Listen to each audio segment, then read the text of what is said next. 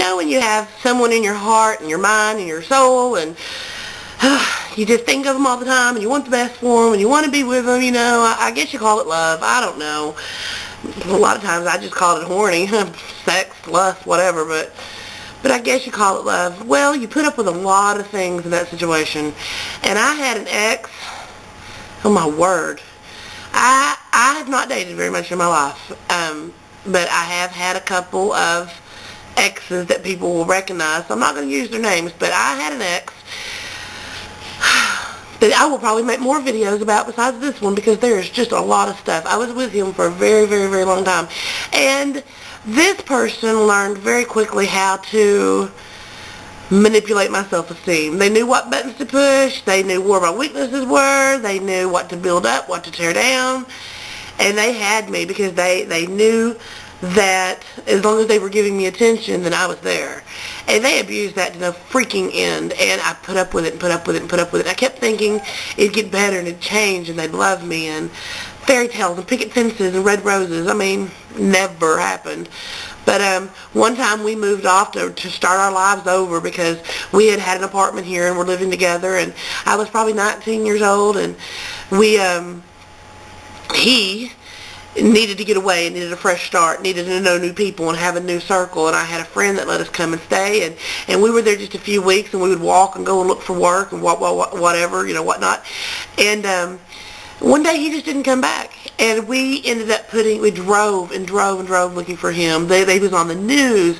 I turned him into the police, you know, after the 24-hour mark. Well, before that, but, you know, officially 24-hour mark. Looking for him, looking for him, looking for him.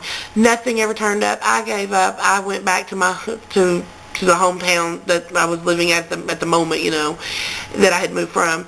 And about 6 weeks later, he showed up, and he was just like, "Oh, you got my stuff?" "Oh, yeah, I met somebody while I was hitchhiking, decided I was going to stay with them for a while." So just off they went, nonchalant, didn't care, broke my heart in a million pieces. But you know what? They came back to do more, and I was right there. They would cheat on me. They would lie to me. They played mind games with me, you know. Just it was terrible. It was absolutely terrible. And this person would always try to kill themselves. I mean, constantly.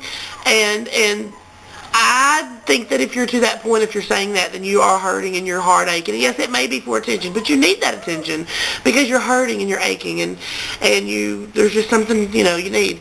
And I think a lot of it was that, and I think a lot of it was just plain out, look at me, and I think a lot of it was just, you know, rock bottom. But every time you turn around, I came home from work one day. We lived in a situation where we had a staircase, and I came home and I was putting up groceries, and I looked through the staircase, and there he is with a noose, and I'm like, "What are you doing?" And he's like, "Well, I was going to hang myself and try to kill myself before you got home from getting groceries, but, well, you got back a little quicker than I thought, so, you know, next time."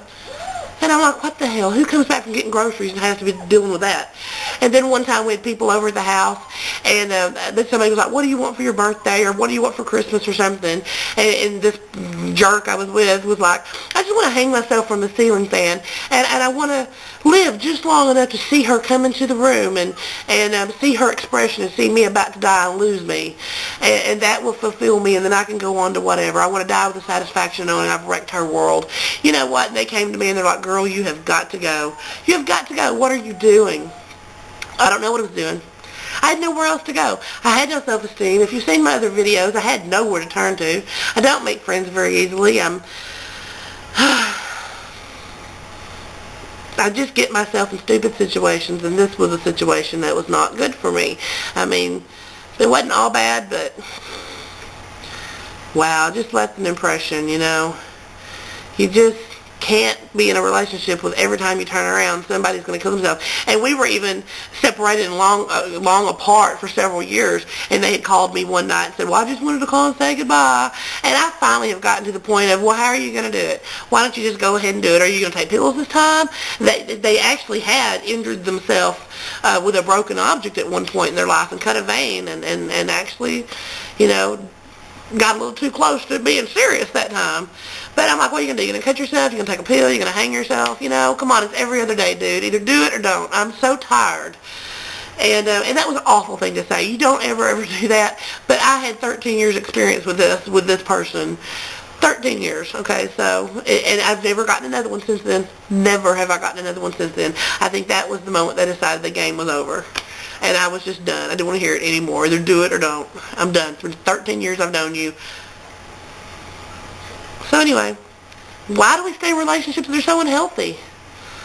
I guess because we're afraid that we'll be in a situation I'm in right now, which is by myself. Which isn't horrible, but sure would be like it's nice to have somebody to watch a movie with, or eat a taco with, or cuddle up at 3 a.m. in the morning with. Anyway, I guess that's another chapter. Have a good day. Bye. I don't think I've ever told the story about how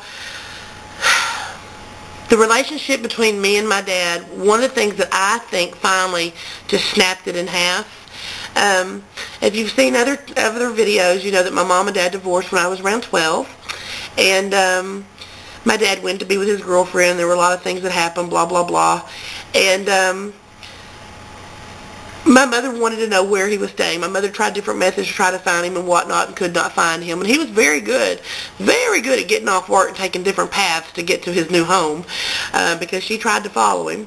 And we never could find him. So my mother said, you need to tell your father that you want to stay with him. Your father's going to come over after school. You're going to convince him that you want to go with him. You don't want to be here with me. And I'm going to back it up and just say, you know, I can't handle the situation, whatever. And you're going to go with your dad. And then when you get there, you're going to take all the information down and you're going to put it together and you're going to get it back to me. So I said, okay, fine, whatever. So my dad comes to get me. I go off to my dad's. I remember we're in the pickup and he's like, do you really want to be with me? Is this another scam of your mom's? Because, you know, things were crazy and she would try whatever she needed to try. And a lot of women do that, so I'm not complaining.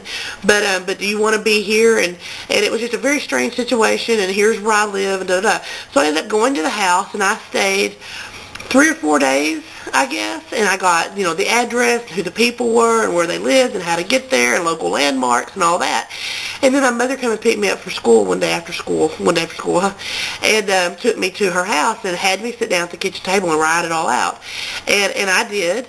And then my father showed up wanting to know where I was, and of course the story was, well, I just didn't want to be there anymore. It didn't turn out, you know, the way I thought it would. There was other kids, and I wanted to come home and be with my mom. When the real story was, you know, she came and got me, and I wrote it all out, and my dad was, you know, kind of upset because he's like, you know, the cat's out of the bag. But when he walked into the dining room and got over to the kitchen table and he saw the piece of notebook paper with all the information, the address, the people, this, that, and the other, he knew that I had then been infiltrated in as a spy. He knew then that I was there. It was all a scam, and I was on my mom's side and trying to get the goods on him. And I think I broke his heart. I think I broke his heart. I think I broke his trust.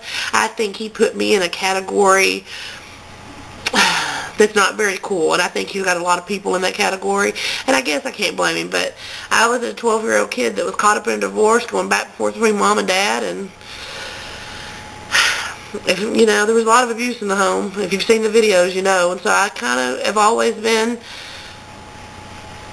in the position to do what I was told to do, or there'd be consequences. So I did it, and I have paid the price for that for 30 years now, because really my dad had nothing much else to do with me. And I don't think it was all because of that, but it certainly did not help. Certainly did not help. So I hate that happened. So I'm sorry, Dad. But you know that because I told you before you passed away. Bye. I was trying to figure out what to talk about today. Nothing really was coming to mind. If you've seen my videos, you know I talk a lot about different experiences, celebrities, family life, just stuff. I just like to talk. But basically I just want to bitch, I think. I want to bitch about guys, and I want to bitch about dating, because I don't know how to do it, okay? I don't know how to do it anymore. I can't play the game. I can't keep up. I just don't understand. I can't do the right thing at the right time. You know, I can date a guy that drinks, and I don't really drink, and I can have a drink or two with him just to try to be cool, you know, and that's fine and good. And then the next guy, and he'll dump me for whatever reason, and then the next guy will have a drink or two, and then he won't drink at all. And then, you know, the next guy will do this, and the next guy will do that, and it's just, I don't know how to play the game. I'm a big girl. Always been a big girl. Born a big girl. Gonna die a big girl. And even tried this Big Beautiful Women website dating, and got hooked up with a guy. Met this guy, and when I met up at a mall, local place, we were going to eat at the food court, and he said, well, I've just got to tell you that I am into big girls, but it's the butt that I like. I like a big butt. And I'm thinking, well, I got back, so, I'm a big girl all over, so here we go. And I meet him at the mall, and he says, well, when we go up to the food court, you're going to go up in the escalator ahead of me, and I'm going to check out your ass, and when we get to the top, if it suits me, then we're going to have lunch, and if it doesn't, then, it was nice meeting you. And so we go up to the food court, and it's so freaking weird because he's 5 steps behind me on the escalator, and I know he's checking out my ass. We get to the top, guess what? I didn't have lunch. My ass wasn't big enough. This guy said he had some fetish with an ex, a past, who had this gargantuan ka-donk-ka-donk, and that's fine. But I'm like, I don't know how to play the game, I'm not skinny enough, and now I'm not fat enough. And right now, I'm talking to this guy. I mentioned to a friend that I was wanting to meet a guy, and he told me about this guy and told this guy about me. So this guy knows good and well that I'm single and I'm flirting and blah, blah, blah. And this guy has nothing to do with me unless he wants something, and it totally sucks. It goes good there for a minute, and I'll think he's flirting a little bit, or I'm taking it that way because I want it this really bad, and then it'll just go totally cool, and I just don't know what I'm doing. I don't know what I'm doing, but I don't want to be alone forever. Where is my guy? Where's my guy? Bye.